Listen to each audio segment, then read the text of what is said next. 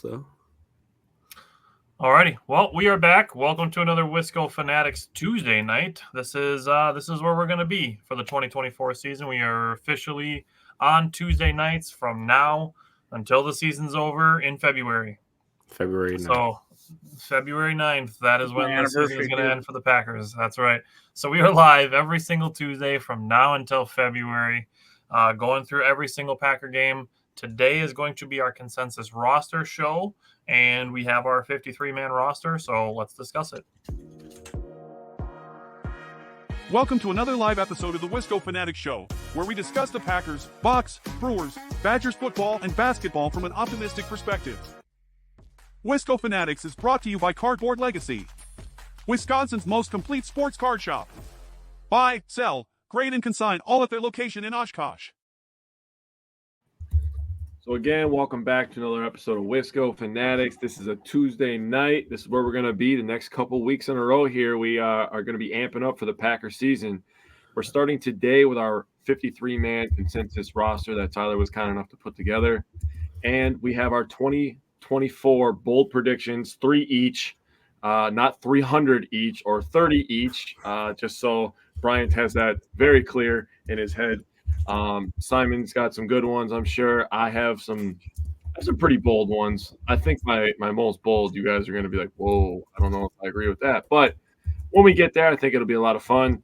Tyler always has some smart stuff to say. And then next week, we have our stat projections, lots of stats to project, lots of numbers. I thought my hand was going to get carpal tunnel just from the one day of me writing down all my projections. And then September 3rd, which is a great day, best day of the whole year, by the way, in my opinion. I mean, I might be biased, but that's a great day. We are going to preview the first game, and then we play on the 6th. So, I mean, the season's coming up. It's coming up quick, and I'm excited. Brewers are playing good. Packers didn't look hot against Denver, but they got the season coming up, and they're still contenders, man. And we got some things to be excited about. So I say we get into it. What do you guys say? Let's go. Yeah, losing a September preseason 3rd game does not make you not contenders. Yeah. You sure? 31 people not I playing? am 99.99% positive. So actually talking about that, I always find it hilarious that all these people talk all that stuff online, and then when you go to a Packer game, you could be sitting right next to them. And they're just cheering with you, and you're just like, oh, man, just like 2 weeks ago, I was probably calling you an idiot online. I was definitely calling you. If this game doesn't go well, you could be a dickhead after this game is over. Yeah, and I wouldn't remember your face. Exactly. All right, so how we're going to do this, I'm going to go through the offense. I'm just going to go position by position. I'm going to tell you the consensus players that we have for every single position. We'll go through the offense. If anything stands out when the offense is done, we'll have a conversation about it. Then we'll go to the defense. We'll do the same thing. And the special teamers, which will be a pretty short discussion because there's only 3 of them. So we'll have that. Then after that, I'm going to give what are the last 3 players to make the roster between the 4 of us and the first 3 players who were left off of the bubble, essentially players 54, 55, and 56. Now, we're going to go through these, and then after that, I have one question for Jake, Simon, and Bryant, each of them based on their rosters that they sent me. They've kind of seen some stuff from each other's rosters, but haven't seen the entire 53s that they've adjusted since Sunday's preseason game. So this is all conglomerated between the 4 of us. So we're going to start with the offense. At quarterback, we have Jordan Love and Sean Clifford. Nothing super crazy about that. Going into the running back group, we do have 4 running backs on the roster for the 53-man roster: Josh Jacobs, A.J. Dillon, Marshawn Lloyd, and Emmanuel Wilson. So we'll get to look at some discussions on that as well. Wide receiver, 6 of them: Christian Watson, Romeo Doubs, Jaden Reed, Dontavian Wicks, Bo Melton, and Grant Dubose.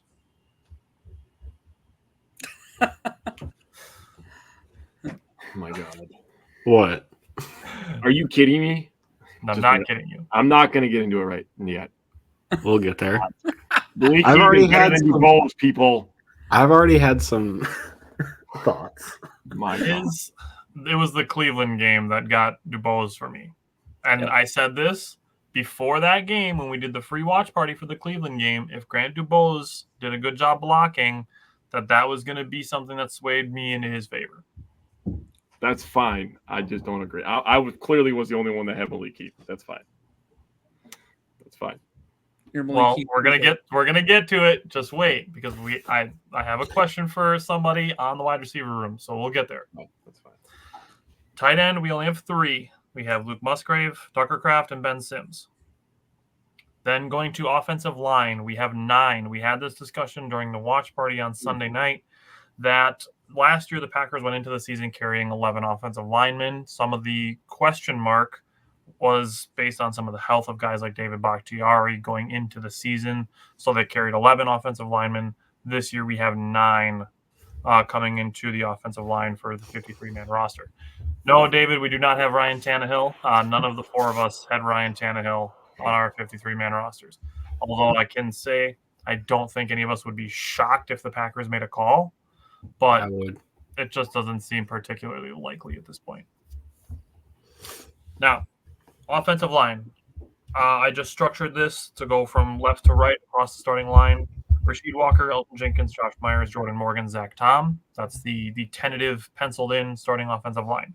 The next consensus guys, Sean Ryan, Jacob Monk. Those guys were on all 4 of our rosters. Then Kadeem Telfort and Andre Dillard also made the list. Dillard does seem to be, even though not necessarily the best option, does seem like the most likely option to occupy that 3rd tackle spot.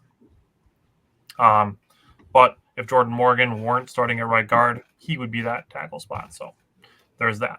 Either way, Jacob Monk is going to back up all of those interior line positions, so we don't have Royce Newman in our 53-man roster. So everybody can probably be happy about that. What do you mean we? None of us have him on I'm there. just kidding. I mean, you can make that claim. I penciled him in as starting left tackle. What are you guys talking about? I mean, you're fired, I guess. Jordan Love hurt. And you can put whatever you want on your roster, man. So, yes, and David, honestly, it wouldn't be insanely shocking. Let's just say that in an unfortunate world that Rasheed Walker were to go down, it would not shock me that Jacob Monk would be considered the 6th offensive lineman, and they'd consider moving Jordan Morgan to left tackle and putting Jacob Monk or Sean Ryan in at right guard. That wouldn't shock me. That would shock me at this point. Really? I could understand. The only reason I say that is because they haven't been playing him at left tackle at all. And that's where I was going to go with that. Is he's been preparing to be the starting right guard. Yeah. But he has left tackle feet. But I think the reason they keep Andre Dillard on the team is if something happens at left tackle, that's where they put him, because it seems to be the only position he can play. Yeah. All right. Similar to Kadeem Telfort, he's going to be basically the 4th tackle. Yeah. All right. Anything else that stood out for you guys from the offense? I don't think Sean Clifford makes it. We'll find out. I mean, I put Sean Clifford because it's not like Pratt did much more, and Sean Clifford probably knows the offense better. I don't think if you cut either of them are getting claimed. I think all 3 of them remain on the team. I think one of them's on the team, one's on the practice squad, and he's part of the team as the emergency quarterback. exactly. That's what I had Pratt written down as, was the emergency QB. Mm-hmm. Okay, switching over to defense. So we had 24 offensive players. We have 26 defensive players, and then we have the 3 special teamers. So defensively, on the defensive line, we have Kenny Clark, Devontae Wyatt, TJ Slayton, Carl Brooks, and Colby Wooden. Nothing shocking there. On defensive end / edge, whatever you want to call them, Rashawn Gary, Preston Smith, Lucas Van Ness, Kingsley Enagbare, and Brenton Cox on all 4 of our rosters. So good for him. Excited for him this season to see if he can unlock some potential there. Linebackers, number 1, Quay Walker. 2, Wilson Edgerrin Cooper, who was back in practice today, which is encouraging. Isaiah McDuffie, Tyron Hopper, and Christian Welch, after his performances in the 2 preseason games, has made it onto our consensus roster. Looking at cornerbacks, we have Jair Alexander, Eric Stokes, Carrington Valentine, Corey Ballantyne, and Keyshawn Nixon. Makes sense. And then at safety, we have Xavier McKinney, Javon Bullard, Evan Williams, Kaitan Oladapo, and Anthony Johnson. Also makes sense. So pretty much just 5 at each position and an extra linebacker in Christian Welch. Mm-hmm. That's our defense. And then for special teams, we have Matt Orzik as the long snapper, Daniel Whelan as the punter, and we have Anders Carlson as the kicker. This is one of those things where we can put a little asterisk by it. If somebody were to be released, like a Joey Sly, somebody that has, proven NFL experience that the Packers would feel more comfortable with, it's possible that they try to claim somebody. But between Carlson and Joseph, it just seems that they are pretty negligible differences. That it's pretty much just going to go with Carlson because he's younger, in my opinion, would be the stronger leg. But similarly to the backup quarterback position, it wouldn't be a big shock if they brought somebody else in at some point. Neither of them had none of the kickers had a good day in camp again today. I think Joseph went 2 for 5. Carlson went 4 for 5. I mean, nobody has separated themselves. Yeah. Okay, I was at camp today. Carlson looked good to me. He was booming those things, and he was kicking it like over the net. I think the one miss I read about was it like hit the top right. Yeah, it hit it. The top it was right. like, yeah, it was loud too. He put power behind that sucker. And maybe he needs to learn to dial it back a little bit and have more accuracy. I don't know, but it's like a quarterback that needs to learn how to put touch on a pass, in my opinion. Yeah. But I will say about Joseph, when they were doing kickoffs, he did a really, really good one where he hit like a knuckleball, and Nixon was back there and he was trying to catch it, and it actually hit his hands like he was going to catch it, but he dropped it because it was such a perfect, kick on the kickoff. And I was like, that might give him a leg up, but obviously him missing kicks, man. And if you look at the percentages and they're the same, you just go with the guy that was on the team last year. Just makes sense, right? And look for other options as they become available. Yeah. Like maybe there's a team that's really good, not really good, that is trash, but has a really good kicker, and they're looking for capital, and they're like, and that's something we do later on. Yeah. Because no team's gonna be like, you know what, we're trash, just take our kicker at the beginning of the year. But well, you never know. But that could be something we look like if this continues to rear its ugly head before the trade deadline. I would absolutely hope or expect the Packers to look for something, because God forbid you put yourself in a position that, we can't blame Carlson for the San Francisco game, but we can kind of say we should have been in overtime. So you don't want to put yourself in that position again. Yeah, and I agree, but I don't think Goot's gonna just sit down and just be okay with how Carlson played. I agree. He's absolutely gonna let Carlson try to work through his problems, but he's also gonna be active when he has to be. So I trust Goot, man. He knows what he's doing. 100%.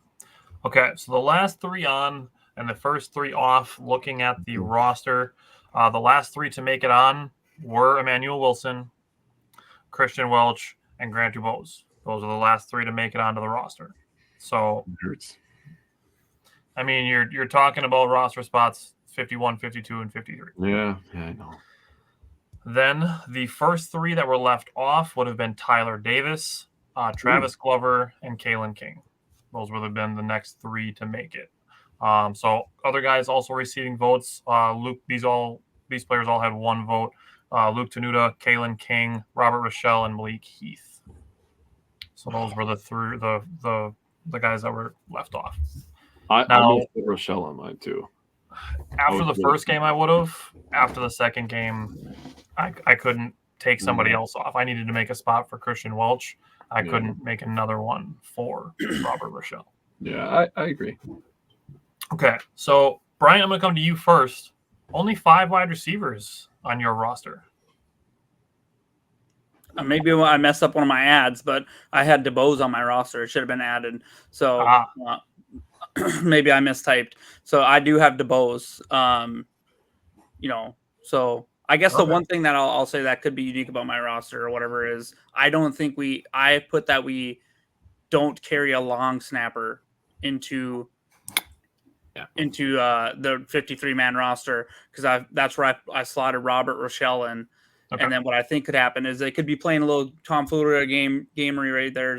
Let everyone claim who they might claim, cut our, keep up Rochelle or whoever, and then bring back a long snapper and store someone that we want really on a practice squad that we thought possibly would get taken, and do that and throw them into the practice squad. So that's where I slotted in Rochelle because I thought I actually took off King for Rochelle because I think Rochelle's outplayed King so far.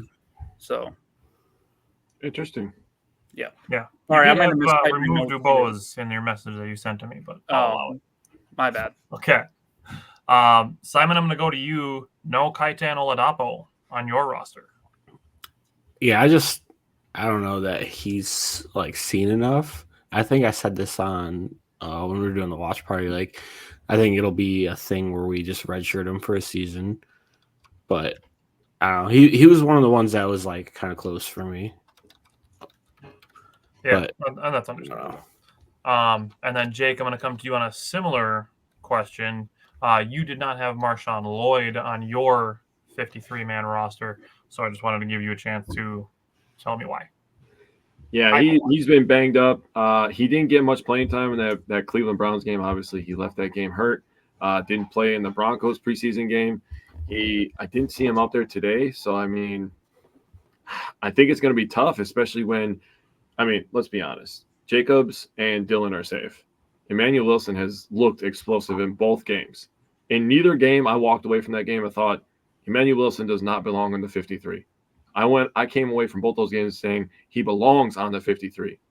And I don't want him to go to a team that's run heavy, that is looking for a backup, a Thunder and Lightning, which has been a thing for a long time now in the NFL. I don't want a team looking for their Lightning to claim him and just have him taking, 40% of the carries, and he just gets all the stretch runs and he looks amazing. So I think the Packers keep him on the 53. And kind of like what Simon is thinking with Oladapo, I think they kind of do that with him. They start him on the PUP list and go from there. Yeah, and we have Marshawn Lloyd on our consensus roster.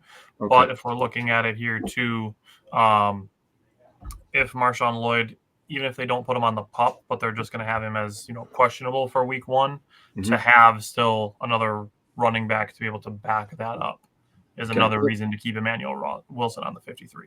I'm going to respond to David. How do you know that? How do you know that? You have zero proof that is true. One, Lloyd. Maybe it's an opinion, Jake. Calm down.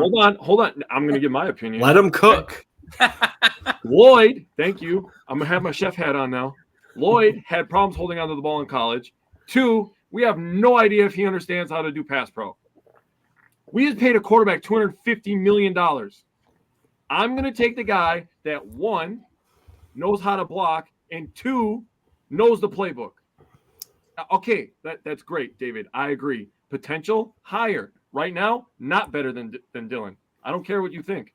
If you don't like A.J. Dillon, just say that. Here's what I'll say. Then I'll say like this is the way to look at it. That's your problem. Is Lloyd has the higher ceiling, Dillon has the higher floor. Yeah, I mean, never mind. I was going to say a line, but I'll leave it alone. A.J. Dillon is on this roster. He's going to get more carries than Lloyd. I've said this about 500 times at this point now. Dillon, you don't know that, Ryan Garcia. What do you say? I mean, you don't know that. And by the way, I like cheeseburgers. There's nothing wrong with liking cheeseburgers. Cheeseburgers are Eddie. He doesn't like cheeseburgers as much as Eddie Lacy. Eddie Lacy likes Chinese food. Quicker and faster, but he looks the same. I don't know. When I saw him in person, I thought he looked leaner. Jake, I don't know if you got to see him kind of close up at all today, or. Yeah, I mean, he looks. And by the way, he definitely looks quicker. He made a couple moves in that Cleveland Browns game where he was making people miss in the hole. Now, I do agree that I don't agree that he has zero vision. I do think that he doesn't have great vision. Ryan Garcia, you're calling him fat when he has like 8% body fat, dude. Don't let him troll you, dude. What? That's funny. No, yeah. My thing with Dillon is I had this conversation with someone at work earlier, and they were like, well, why would you keep Dillon on roster? I told them, I said, for one, if Josh Jacobs were to go down, who do we trust most at the running back position? That's going to be A.J. Dillon because he knows the playbook. He knows pass pro. He's helping Jacobs learn the playbook.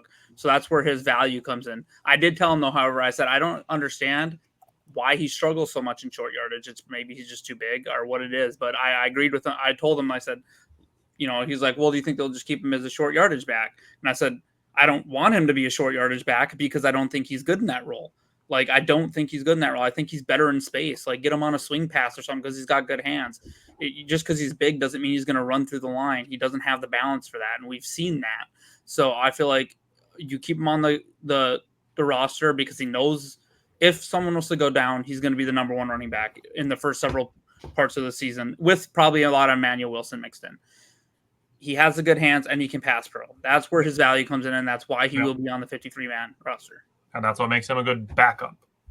Yeah. I think when we get into next week, I know what my stat projections look like because I've obviously done my own so far. Yeah. But I think when we get into stat projections, so everybody in the comment section that's not super thrilled with A.J. Dillon, I think you're going to see how we view his role reflected in our stat projections next week. David, and as far as Wilson as the number 2, I just don't think he's ready for that role. I mean, again, for all the same reasons that Bryant just listed off, especially as far as the passing game is concerned, whether it be pass protection or receiving, A.J. Dillon has a bigger body of work in the NFL. I mean, I don't hate Wilson as a 2, to be honest with you. You keep the explosiveness, but he's going to have to show me that he can block. Now, we've been in this situation before. We have a quarterback, okay? We also are in a division with a team that's literally never had a good quarterback. We should probably try to protect ours. Just a thought. And we're also in a division that has a lot of really good pass rushers. That's also true. Chicago has good pass rushers. Detroit has good pass rushers. And Minnesota has good pass rushers. In fact, one of the persons we really liked, Austin Booker out of Kansas, is absolutely crushing it this preseason. I think he had 3 sacks game. So, the Bears have, people on the depth chart that are going to rush the passer. So you definitely need someone back there. You can't have someone that can't pass block back there. So if Wilson struggles with that, Dillon's going to get the snaps. And if you listen to anyone, you should listen to Matt LaFleur because he's said as much several times throughout his tenure with the Packers that if you cannot pass pro as a running back, you will not be on the field. I thought Wilson looked fine in pass pro last game. Yeah, limited opportunities, but yeah. I'll have to go back. I'm not saying that he can't either. I mean, if he can, he's clear number 2 to me. Because we already know that Dillon can. And yeah, that's the thing. We know what Dillon can do. And Bryant said it. That is his value. And he has reliable hands in the passing game. So I mean, you give me a guy that can block and a guy that can catch. I mean, yeah, he doesn't get the short yardage, but you know who we signed that can get short yardage? His name is Josh Jacobs. Oh, by the way, he led the NFL in rushing once upon a time. We don't need to hand it to A.J. Dillon for short yardage anymore.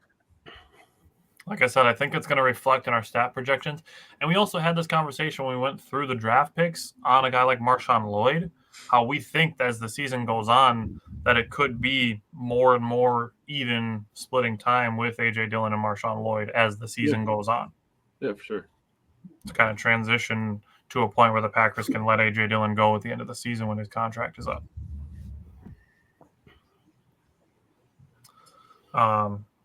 He had a couple offers apparently somewhere else, but for the money, I guess he wanted to come to Green Bay and stay.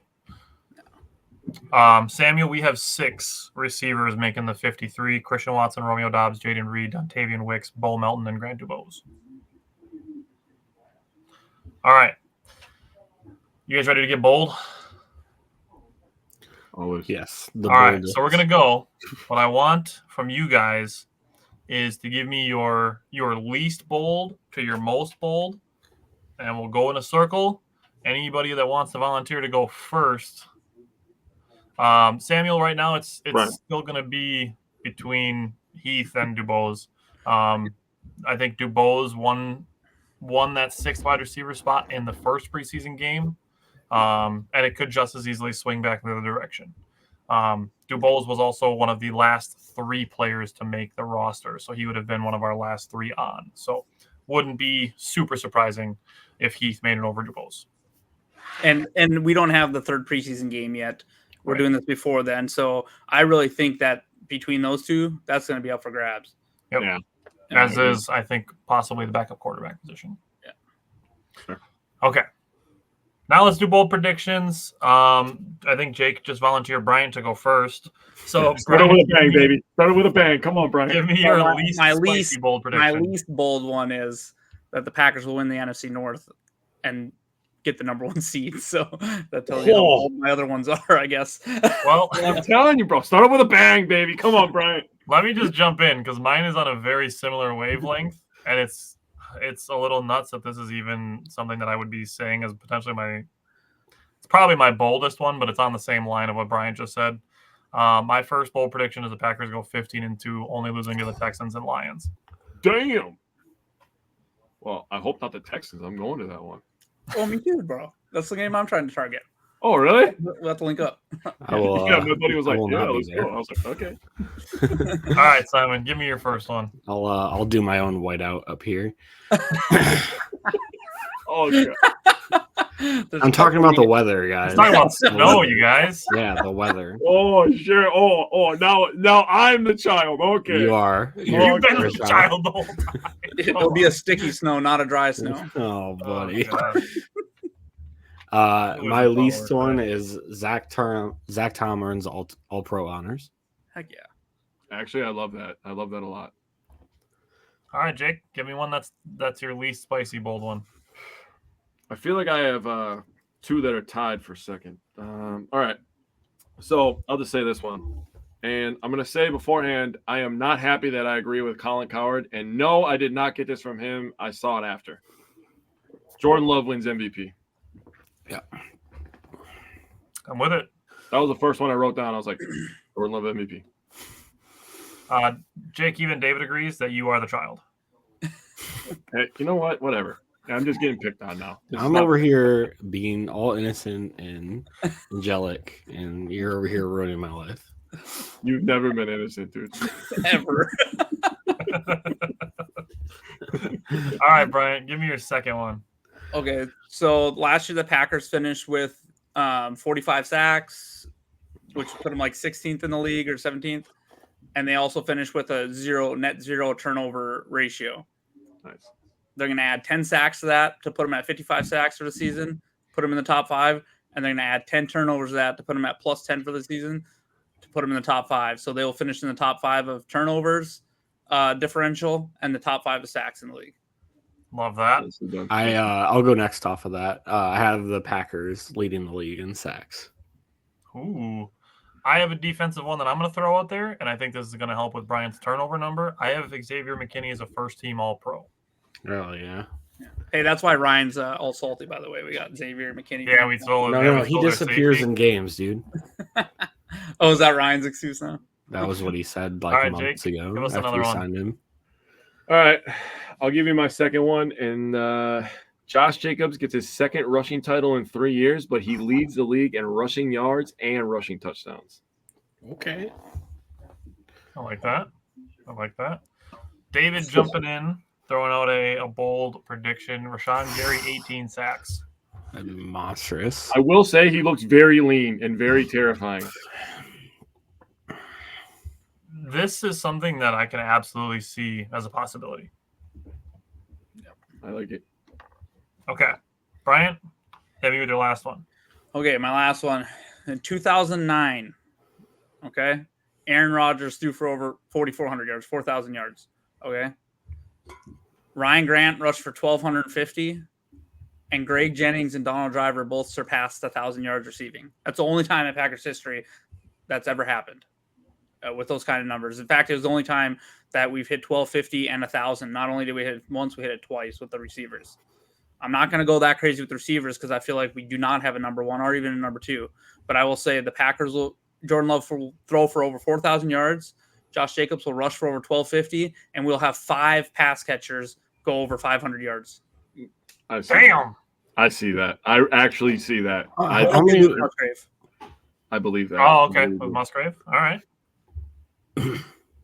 That's fair. I can see that. I'm just going to go right into that because I have a pass catching, one that involves pass catchers. My last one is that Jordan Love throws 50 touchdowns. That was MVP. We've had so many discussions on how insanely deep the Packers pass catching group is, and when we get to stat projections next week, we'll go through the consensus of it all. And again, just like with this, I'll highlight some of the outliers and be like, hey, why do you have this higher or lower? One of the things that I'm going to reflect in my numbers is I think the Packers are going to throw the ball more this year. If you look at the Packers offense, their 5 biggest playmakers on offense that aren't Jordan Love is Josh Jacobs and 4 pass catchers. It's probably 4 wide receivers. And if you want to go beyond that and go to the 6th, it's probably Luke Musgrave. So, I mean, if you're looking at the top 6 playmakers on your offense, it's probably your running back, 4 wide receivers, and a tight end.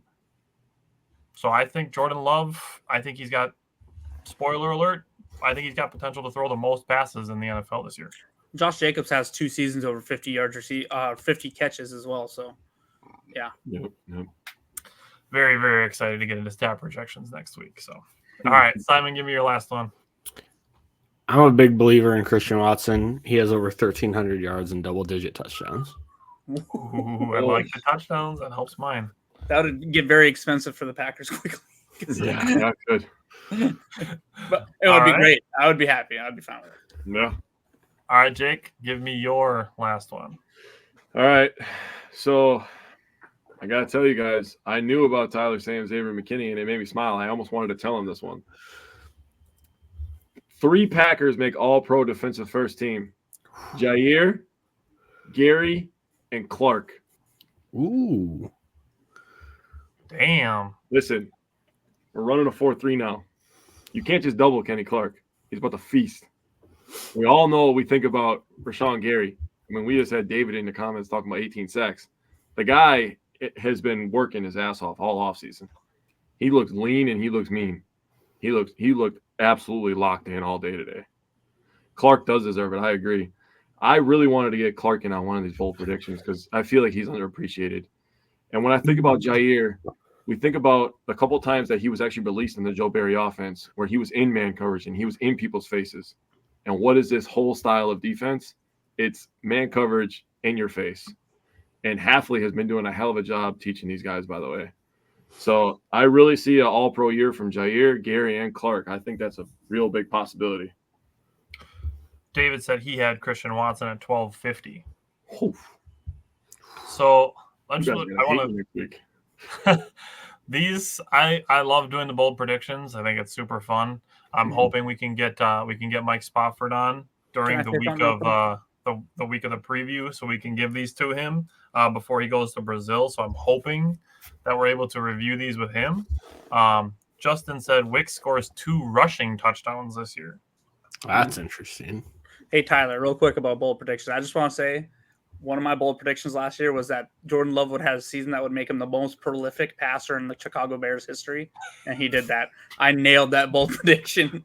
Go back and watch it if you don't believe me. Nicely done. Nicely Wicks done. did I- have if a I can- rushing attempt last year. What's that? Dontavian Wicks did have a rushing attempt last year. Yeah, I feel like the rushing attempts belong to Jaden Reed, though. In my I opinion. agree. Yeah. Christian Watson will get a couple too. We were running a lot of end arounds in practice and stuff, so you never Yep. know. Samuel said you guys are going to draft the Packers defense in fantasy football. I mean, I might. I stream defenses, but I won't be Yeah, I scared to do, play I them. do too. I mean, they're not going to be my first pick, but if I have an open slot and I don't like anybody, I might make it my backup defense and see how they do. I mean, you can throw them out there knowing that they're going to be aggressive. They're going to give you points for getting turnovers and sacks. So, Yeah. To that point, to Brian's bold prediction, throw it out there. All right. So before we are done for the day, I want to bring this up. Justin said he already drafted him. Nice. I want to bring this up. Now, Bleacher Report. Oh boy. You lost me. Oh, boy. I know. Just wait, because it's also a trade idea that Bleacher Report. Oh, We're God. not came up trading- CeeDee Lamb. It's not CeeDee Lamb. We're also not trading. Who the hell is the other guy I just saw the other day? I skipped it. I saw the pop up for it. And Okay, I'm just going to put this on the screen, and we'll talk about it for a minute before we get everybody out of here. Do I have to? That's who it was. No, Golly. I'm out, dude. You want me to give up a first rounder and a guy who's 6'5" and runs just as fast as him? I'm out, dude. You're going to be paying him $30 Yeah. million. Plus, you're paying him Yeah. 30 plus No, I'm out. million a year. I mean, don't get me wrong, Jamar Chase is an amazing Yeah. wide receiver. It's just this is not going to happen. I don't even know why this is on there. They just because it's Bleacher Report. It's and bait, that's dude. where we're at with Bleacher It Report. creates discussion and clicks. Yeah. Exactly. So this is the thing, is that the Packers don't have a wide receiver one, which doesn't fit into the fantasy football world that so many people live in and subscribe to, which is unfortunate. And that's something that we would like to try to get away from. Something that I harped on a lot last year was to get out of the wide receiver one mindset, mind frame, the Madden football mindset of we need to have a go-to guy. This is the thing. So this is essentially a first rounder, a second rounder, and a third round pick for a guy that you will get and then essentially have to immediately pay $30 million a year. Yeah, no thanks. He's I mean, sitting it's out like- practice, is he not? Like he's not practicing. Yeah, right? he's not sitting out. I think he's sitting out. I mean, I think Pretty he's sure. there, but not practicing is what I thought. maybe I don't honestly know. I mean, it's like a fun thought process, and like it'd be fun to think about. But this is something the Packers would just never do. This isn't something they do. Yeah. So Other they just team, don't. another team might do this. The Packers would not. I would be very shocked if the Packers were to do this. Also, I continue to see Christian Watson included in these trades with his perceived injury history, even though he hasn't. I mean, he's missed time, but his games missed actually is not overwhelming compared to some other people. What makes you think another team is going to want to trade for him at this point? Like, or they would make this trade. That it's just I've seen Christian Watson thrown in the CeeDee Lamb trade, and now this one. Like, it's not going to happen. This won't happen. We're not going to pay a wide receiver $30 million. I don't see it happening. No chance. I always find that funny too. Oh, sorry. Go ahead, Jake. No, I just wanted to say they didn't pay Devontae Adams $30 million a year. Why the hell are they going to do it to Jamar Chase? Dude, I'd be on board if you told me we could bring back Devontae Adams, not for a long-term contract, but if you're just like a homecoming for a year or two, I'd much rather do that than Chase. 100%. Okay, so the last thing I wanted to say on this is we had this conversation during our watch party on Sunday night. We were asked if we would draft any of the Packers wide receivers in oh God, David, don't even bring that name out of here.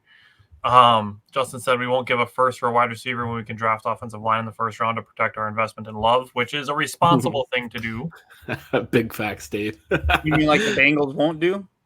Exactly. It's exactly what the Bengals wouldn't do. I think It's also something the Bears didn't do either, but they're winning the North this year. So the last thing I was going to say on this was we were asked on Sunday, would we draft any of the Packers wide receivers in free agency? Wow. In fantasy football. And we were talking about it, and it's like, you can maybe try to grab one late. But the thing is you're never going to know which Packers wide receiver is going to be the guy on any given week. And that's the problem that the Packers wide receiver depth poses for opposing defenses.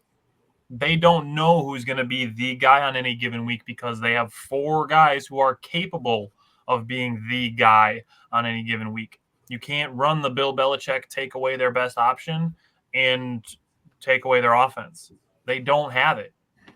You can try to take away Christian Watson, and we're only left with Romeo Doubs, Jaden Reed, and Dontavian Wicks. You could do a lot worse. I would say the only one I do have, to be full transparency, I have Wicks and Dobbs in a dynasty league, but that's a little bit different.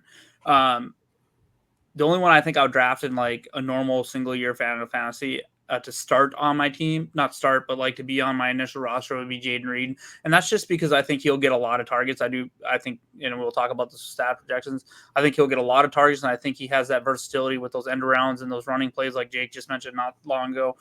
That's why I would consider him. And I think, out of the slot, he's going to get a lot of targets, a lot of those first down, passes and stuff like that.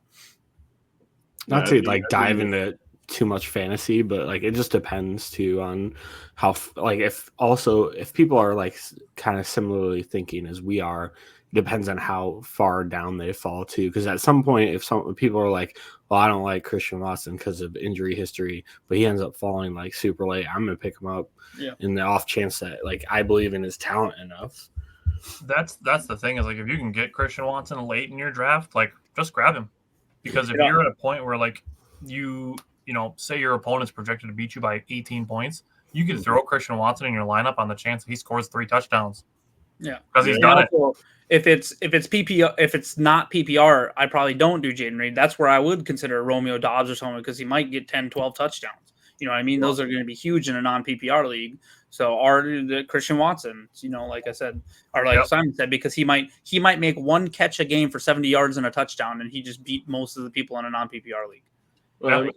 I would pick Reed. Reed's the guy that I would pick. Yeah. He had 10 touchdowns last year as a rookie. I mean, you're telling me his floor as a rookie was 10 touchdowns. And I know Dobbs also had 10. He had over 10 touchdowns as well. I think he had But 12. for me, I would pick Reed because they find other ways to get him the ball. So he's going to get the ball and he's going to get yards. He's going to get touchdowns, clearly. And a lot of people put like Reed behind like Jordan Addison as a rookie, right? Well, a lot of people don't realize that Jaden Reed played 200 less snaps to Jordan Addison. Yeah, and had the same amount of receptions and He had yards. the same yards. Yeah, same yards, and I think and more touchdowns probably. To be honest, I think it was the same. Yeah, Addison was dependent on touchdowns too. Yeah, so if people are looking at Addison as a number 3 wide receiver on your team, you might as well be looking at Jaden Reed. So I've said this before, and I hold to it that Romeo Dobbs is still the Packers' best all around wide receiver, and I still hold that. This is the thing, is that this is hilarious because we've just had these discussions, and it's Christian Watson, it's Jaden Reed, it's Romeo Dobbs. People have been spending all summer calling Dontavian Wicks the next Devontae Adams, and we barely even have him as a mention. He might be the best wide receiver on the roster. You know what? I was going to wait for this next week because I wrote it in my notes. I don't think he's the next Devontae Adams. I think that he's the next Jordy Nelson. Dude, you look at the size, the length, the body control. People don't respect Jordy Nelson body control, dude. And that's what I see in Dontavian Wicks is the body control and the ability to catch with his hands away from his body. That's where I see it. All I know is I'm super excited about this offense. So yeah, dude, we could literally just sit here for 4 hours and talk about who's going to get the ball. We didn't even mention like Tucker Kraft. That guy could have 100-yard and a touchdown day out of nowhere in October. And we're like, that's our number 2 tight end, people. Yeah. And he runs people over. Remember last year when he bounced a Viking off the ground? Oh, yeah. Or jumps him. That was Harrison Smith, I think. Dude, he dribbled a human being, bro. Yeah, that was good times. We still have that highlight clip somewhere. Dude, can you believe how many weapons Sean Clifford has? It's just insane. Nicely done. Oh, that's awesome. I was just scrolling through to see if I had the Tucker Kraft one somewhere.